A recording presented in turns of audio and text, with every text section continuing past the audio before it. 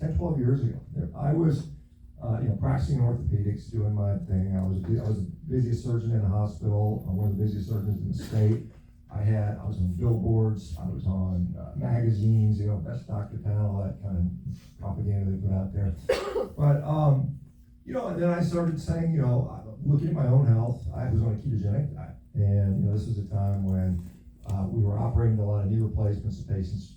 These patients would be more prone to have complications. And so the community said, hey, we need to make our patients a little less not so obese before I operate on them. They didn't give us any instructions on how to do it. It's like, figure it out yourself. So I put patients on a ketogenic diet, and not everybody would do it, of course. How many people have you approached to say, hey, try carnivore keto, and they say, nah, it's not for me, I'm not doing it.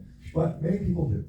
And the people that did, some of them lost weight, some of them didn't really lose much weight. But one thing that really interested me, was really exciting, was a lot of them come back to me and say, my knee doesn't hurt anymore. How many of you guys have noticed that your joint health has gotten better by going college? Yeah, so it's pretty amazing. I'm just around the room, about half the people here said my joints feel better. My kids don't appreciate that because they're 17, 14, and 12. But when you're 40, 50, 60, you appreciate when your joints don't hurt, right?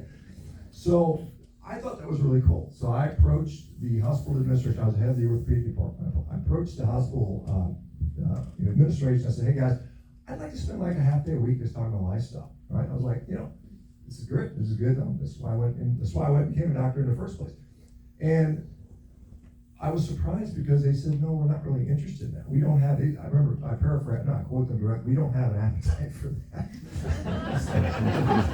Because I was canceling surgeries. I was literally canceling surgery. So this ended up in me in a 2-year-long legal battle with the hospital. I lost my license for a period of time. I was giving it back when an independent review showed I was totally fine.